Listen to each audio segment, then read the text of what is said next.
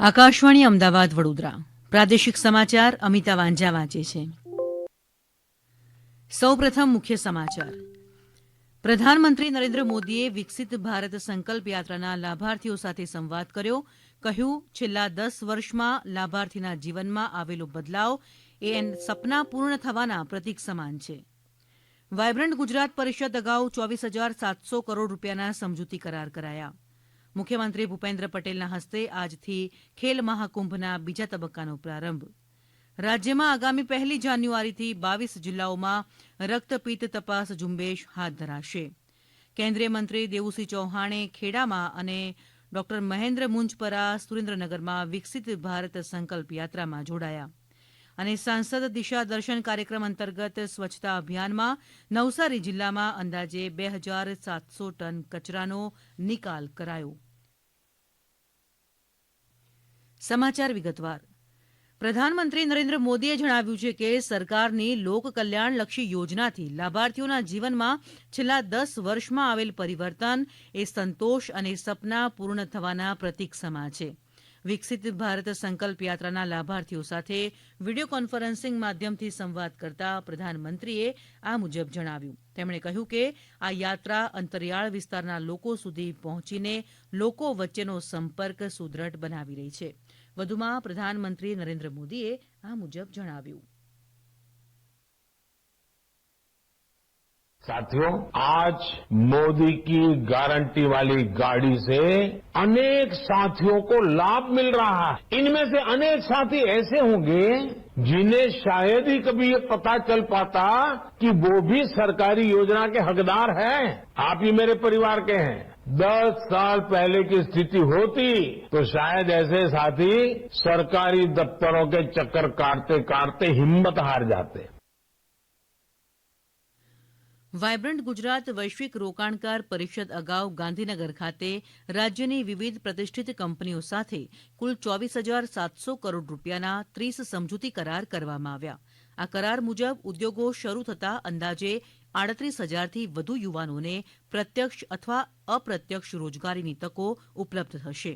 આજે થયેલા સમજૂતી કરાર મુખ્યત્વે ખનીજ આધારિત યોજનાઓ, નવા આવાસ અને દુકાનો, ઓફિસો, રસાયણ, દવા ઉદ્યોગ, સૂર્ય ઉર્જા જેવા ક્ષેત્રોના છે. આ સમજૂતી કરાર પ્રસંગે ઉદ્યોગમંત્રી બળવંતસિંહ રાજપૂત અને જળસંપત્તિ મંત્રી કુંવરજી બાવળિયા તેમજ મુખ્યમંત્રીના મુખ્ય અગ્ર સચિવ કે કૈલાસનાથ અને અન્ય અધિકારીઓ તેમજ વિવિધ કંપનીઓના પ્રતિનિધિઓ હાજર રહ્યા હતા.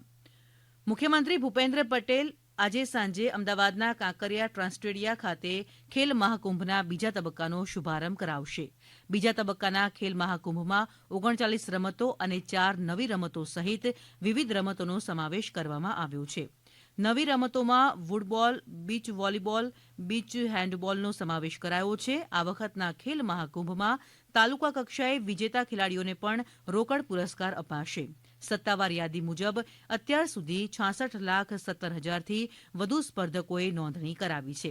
આ સાથે સમગ્ર વર્ષ દરમિયાન વિવિધ સ્પર્ધાઓનું પણ આયોજન કરવામાં આવશે.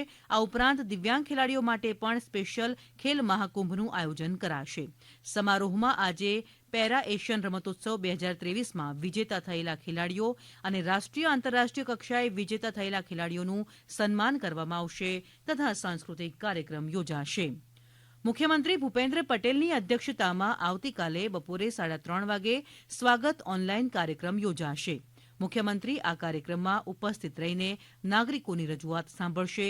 સામાન્ય નાગરિકો, અરજદારો સ્વાગત કાર્યક્રમ માટેની રજૂઆતો આવતીકાલે સવારે 8:30 થી 11:30 દરમિયાન મુખ્યમંત્રીના જનસંપર્ક એકમ સ્વર્ણિમ સંકુલ 2 ગાંધીનગર ખાતે રૂબરૂ આવીને કરી શકશે.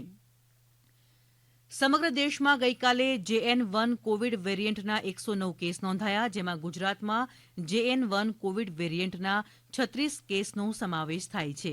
આરોગ્ય વિભાગની સત્તાવાર યાદી જણાવે છે કે સમગ્ર દેશમાં છેલ્લા 30 કલાકમાં કોવિડના 77 નવા કેસ નોંધાયા. આરોગ્ય મંત્રાલયની યાદીમાં જણાવ્યું છે કે દેશમાં અત્યારે કોવિડના 4,000થી વધુ સક્રિય કેસ છે, જ્યારે 603 દર્દીઓ સાજા થતાં તેમને હોસ્પિટલમાંથી રજા અપાઈ છે.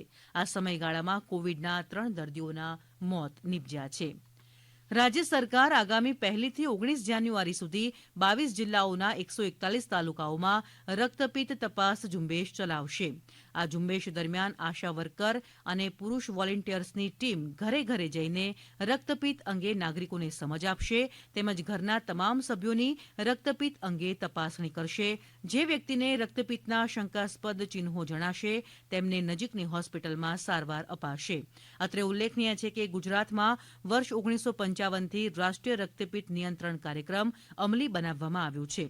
વર્ષ 2018-19થી અત્યાર સુધીમાં અંદાજે 21,000થી વધુ દર્દી રક્તપિત્ત મુક્ત થયા છે. આ પ્રાદેશિક સમાચાર આપ આકાશવાણી અમદાવાદ વડોદરા કેન્દ્ર પરથી સાંભળી રહ્યા છો. વધુ સમાચાર આપ અમારી વેબસાઇટ newsonair.gov.in ઉપર વાંચી શકશો. સમગ્ર રાજ્યમાં ફરી રહેલી વિકસિત ભારત સંકલ્પ યાત્રા પાત્રતા ધરાવતા લાભાર્થીઓને લાભો આપી રહી છે. અમારા વિવિધ જિલ્લાના પ્રતિનિધિઓ આ અંગેનો અહેવાલ આપી રહ્યા છે. અમારા મહેસાણા જિલ્લાના પ્રતિનિધિ જયંતિ ચૌધરી જણાવે છે કે આરોગ્ય મંત્રી ઋષિકેશ પટેલની હાજરીમાં વિસનગરના ભાલક ગામે પહોંચેલી વિકસિત ભારત સંકલ્પ યાત્રાના ગ્રામજનોએ વધામણા કર્યા. કેન્દ્રીય મંત્રી દેવુસિંહ ચૌહાણના અધ્યક્ષ સ્થાને ખેડા જિલ્લાના કપડવંજના અલવા ગામે યોજાયેલી વિકસિત ભારત સંકલ્પ યાત્રામાં લાભાર્થીઓ લાભોથી લાભાન્વિત થયા તેમ અમારા ખેડા જિલ્લાના પ્રતિનિધિ જનક જાગીદાર જણાવે છે.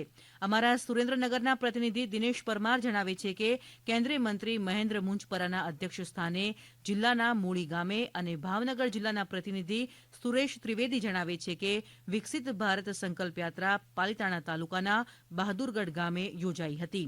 અમારા જામનગર જિલ્લાના પ્રતિનિધિ જગત રાવલ જણાવે છે કે સંકલ્પ યાત્રા લાલપુર તાલુકાના વેરાવળ ગામે પહોંચી જિલ્લા વિકાસ અધિકારી અને તાલુકા પંચાયત પ્રમુખના હસ્તે લાભાર્થીઓને લાભોનું વિતરણ કરાયું. અરવલ્લી જિલ્લાના મેઘરજ તાલુકાના ઇપલોડા ગ્રામ પંચાયત ખાતે વિકસિત ભારત સંકલ્પ યાત્રાનું ગ્રામજનોએ સ્વાગત કર્યું તેમ અમારા અરવલ્લી જિલ્લાના પ્રતિનિધિ અંકિત ચૌહાણ જણાવી રહ્યા છે.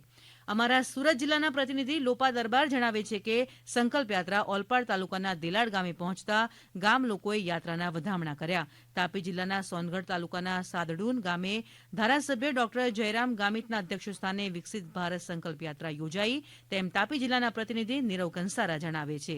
અને વલસાડ તાલુકાના અતુલ ગામ ખાતે જિલ્લા પંચાયત પ્રમુખની ઉપસ્થિતિમાં સંકલ્પ યાત્રાનું ગ્રામજનોએ સ્વાગત કર્યું તેમ વલસાડના પ્રતિનિધિ નવીન પટેલ જણાવે છે. નવસારી જિલ્લામાં સાંસદ દિશા દર્શન અંતર્ગત સ્વચ્છતા અભિયાનમાં અત્યાર સુધીમાં જિલ્લાના 1,000 કરતાં વધુ સ્થળો ઉપરથી 2,700 ટન જેટલા કચરાનો નિકાલ કરવામાં આવ્યો છે. આ અંગેની જાણકારી આપવા નવસારી સર્કિટ હાઉસ ખાતે જિલ્લા કલેક્ટર અમિત પ્રકાશ યાદવના અધ્યક્ષ સ્થાને આજે પત્રકાર પરિષદ યોજાઈ ગઈ.